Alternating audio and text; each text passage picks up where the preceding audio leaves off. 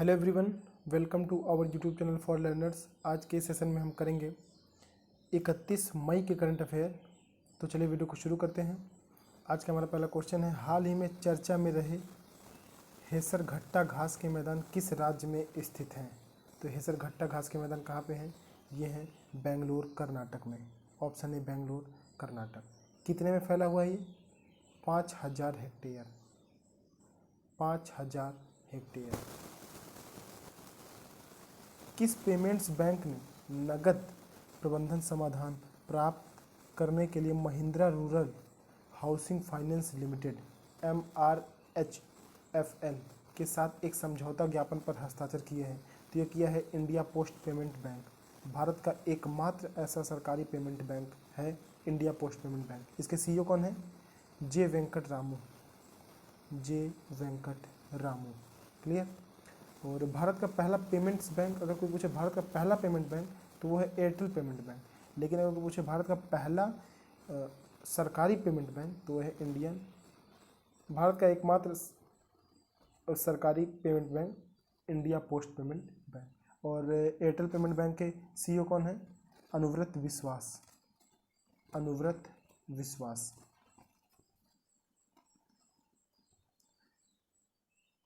Eric कार्ले, जिनका हाल ही में निधन हो गया, यह एक प्रसिद्ध क्या थे? अमेरिका के थे। यह एक लेखक थे। बच्चों की किताबें लिखते थे। यह एक लेखक थे। तो बच्चों की किताब लिखने वाले लेखक थे एरिक कार्ले, जिनका हाल ही में निधन हो गया। तो प्रसिद्ध लेखक थे।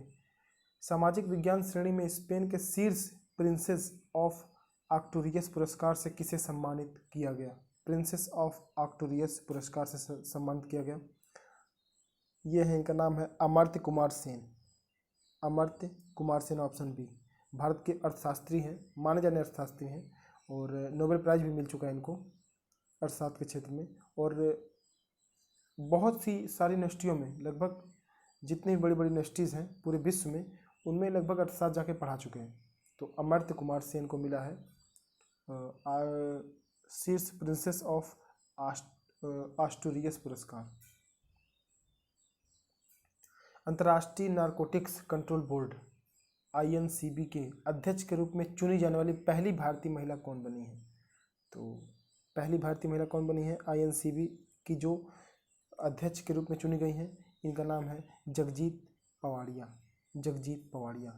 भारत की पहली महिला बनी है। और अगर मैं बात करूं कि INCB में कोई और महिला हो चुकी थी, जी हाँ, एक महिला और हुई थी। तो ये दूसरी महिला है, जगजीत पवाड़िया दूसरी महिला है पूरे विश्व में, लेकिन भारत की ये पहली महिला है। हेडक्वार्टर कहाँ पे है इसका? वियना में है। INCB का वियना कहाँ पे है? वियना ऑस्ट्रिया में है। ऑस्ट्रिया की राजधानी है वियना। केंद्रीय मंत्री किरेन रिजिजू आयुष मंत्री हमारे और खेल मंत्री भी हैं।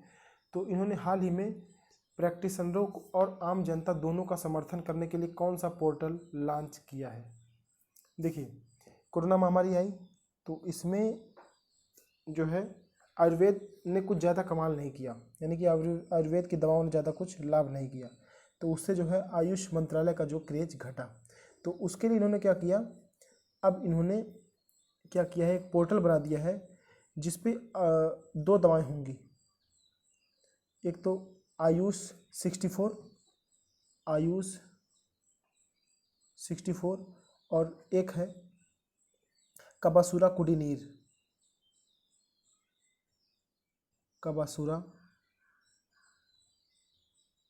कुडिनीर। तो ये दोनों दवाओं जिसको दी जाएंगी उनको, और डॉक्टर और पेशेंट के बीच जो भी वो होगा, जो भी देखा जाएगा, और ये जो दवाएं दोनों दी जाएंगी इनका रिकॉर्ड रखा जाएगा। और तो ये जो रिकॉर्ड रखा जाएगा इसके लिए पोर्टल बनाया। उस पोर्टल का नाम क्या है? उस पोर्टल का नाम है Ayush clinical case repository portal. Ayush clinical case repository portal. Repository मतलब होता है रिकॉर्ड रखना। तो रिकॉर्ड रखना। और खेल मंत्री भी हैं किरेन रिजिजू। तो किरेन रिजिजू खेल मंत्री भी हैं और आयुष मंत्री भी हैं। काजी नजरुल इस्लाम, जिनकी 122वीं जयंती हाल ही में मनाई गई, किस देश के राष्ट्रीय कवि के रूप में जाना जाता है? तो इनको बांग्लादेश के राष्ट्रीय कवि के रूप में जाना जाता है। विद्रोही कवि भी इनको बोलते हैं, विद्रोही कवि। जन्म इनका हुआ था बंगाल के पश्चिम वर्धमान जिले में, वेस्ट वर्धमान, वेस्ट वर्धमान जिले में इनका जन्म हुआ था। और 1971 में जब बांग्लादेश आज़ाद हुआ तो मुजीबुर रहमान, जो बांग्लादेश के पिता कहे जाते हैं, शेख मुजीबुर रहमान, वो इनको अपने साथ ले गए ढाका, तब वो वहाँ पे रहने लगे, नहीं तो इनका जन्म हुआ था बंगाल के पश्चिम वर्धमान में। बार्कलेज ने वित्त वर्ष 2022 के लिए भारत की जीडीपी विकास दर कितने प्रतिशत रहने का अनुमान लगाया है? तो कितने प्रतिशत रहने का अनुमान लगाया है मौजूदा वित्तीय वर्ष में? 9.2%, 9.2%, ऑप्शन बी। अंतर्राष्ट्रीय गुमशुदा बाल दिवस, इंटरनेशनल मिसिंग चिल्ड्रन डे, हर साल कब मनाया जाता है? तो ये हर साल मनाया जाता है 25 मई को। किसके द्वारा मनाया जाता है? यूनाइटेड नेशन के द्वारा मनाया जाता है। और पहली बार कब मनाया गया था? 1998 में।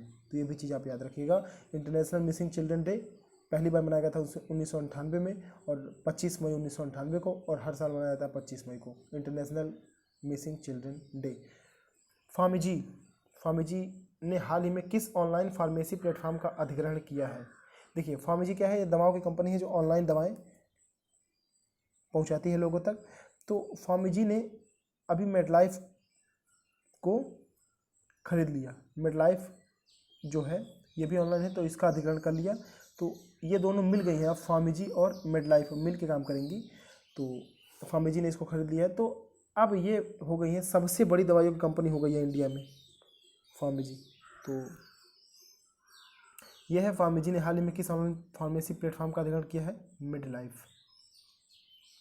माउंट एवरेस्ट पर चढ़ने वाले महाराष्ट्र के तीसरे पुलिसकर्मी कौन बने हैं? तीसरे पुलिसकर्मी कौन बने हैं? इनका नाम क्या है? इनका नाम है संभाजी गुरव, ऑप्शन डी। और 23 मई को इन्होंने चढ़ाई करी, और पहले 2017 में ही चढ़ने गए थे, 2017 में ही, लेकिन फिर इनकी माताजी की तबीयत खराब हो गई और ये चले आए। फिर उसके बाद 2018 में इनकी माताजी की डेथ हो गई, तो उसके बाद अब ये 2021 में चढ़ने गए थे माउंट एवरेस्ट पे।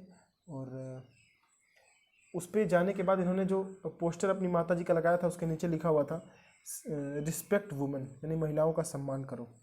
तो बहुत ही अच्छी कहानी है इनकी। किस आईआईटी संस्थान ने इमारतों के स्वचालित जलवायु नियंत्रण के लिए एक स्मार्ट विंडो मटेरियल विकसित किया है? ये स्मार्ट विंडो मटेरियल है क्या? स्मार्ट दरवाजे तो सुना होगा, स्मार्ट डोर, लेकिन स्मार्ट विंडो क्या है? आईआईटी गुवाहाटी ने किया है।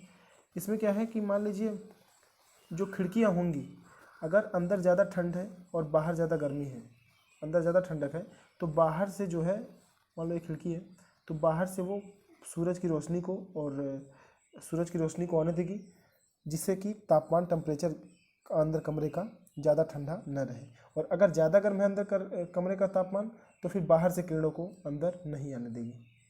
तो ये है जो है स्मार्ट विंडो मटेरियल, ये विकसित किया है आईआईटी गुवाहाटी ने।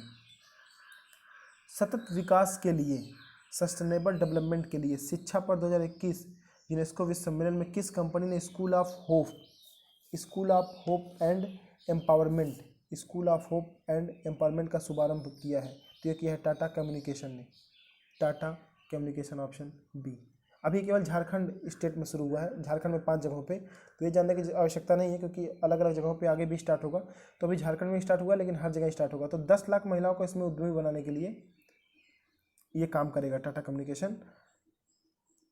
और किस एज से किस एज की महिलाएं रहेंगी? 18 से 35 के बीच की एज की महिलाएं, इसमें उनको उद्यमी बनाने का काम किया जाएगा।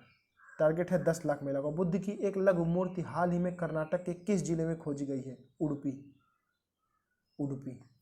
में खोजी गई है बुद्ध जी की मूर्ति।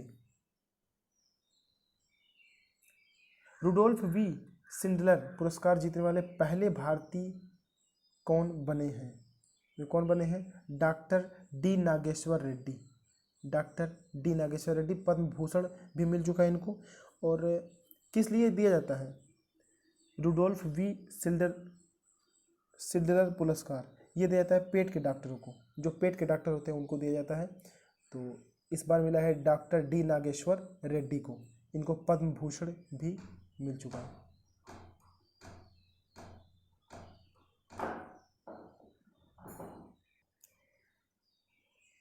45,500 साल पहले बनाई गई जंगली सुअर की तस्वीर, जिसे दुनिया की सबसे पुरानी पशु गुफा पेंटिंग एनिमल केव पेंटिंग के तौर पर जाना जाता है, किस देश में स्थित है? तो किस देश में है ये पेंटिंग? तो ये किस देश में है? ये है इंडोनेशिया में। और ये जो पेंटिंग ऐसा माना जाता है कि जलवायु क्लाइमेट चेंज की वजह से ये पेंटिंग मिट रही है धीरे धीरे, तो ये इंडोनेशिया में है। और इंडोनेशिया की बात करें तो 2022 का जो G20 समिट होगा वो भी इंडोनेशिया में ही होगा। G20 सम्मेलन इंडोनेशिया में होगा, 2022 में होगा। इंडियन एम्बेसडर कौन है यहाँ पे? मनोज कुमार भारती, इंडोनेशिया में है मनोज कुमार भारती इंडियन एम्बेसडर। किस भारतीय ने प्रतिष्ठित FIH अंतर्राष्ट्रीय हॉकी महासंघ federation of international hockey presidents award से सम्मानित किया गया है? तो किस भारतीय को किया गया है? वी कीर्तिकेयन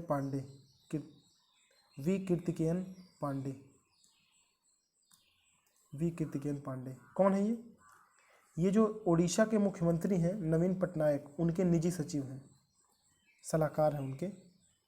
तो इनका बहुत ही अहम रोल रहा उड़ीसा को जो है हॉकी हब बनाने में। सबसे बड़ा जो हॉकी स्टेडियम बन रहा है वो भी उड़ीसा में बन रहा है। कहाँ बन रहा है? राउरकेला में। तो उड़ीसा के CM कौन है? नवीन पटनायक। किस मंत्रालय ने services e health assistant and teleconsultation portal launch किया है? तो ये किया है रक्षा मंत्रालय ने। अब इसमें क्या होगा, जो बॉर्डर पे सैनिक है हमारे, वो डॉक्टर से परामर्श ले सकेंगे। और रक्षा मंत्रालय के मंत्री कौन है? राजनाथ सिंह। और रक्षा मंत्रालय ने और कई काम करे हैं, जैसे ई-छावनी पोर्टल इन्होंने लॉन्च किया, सौर्यवान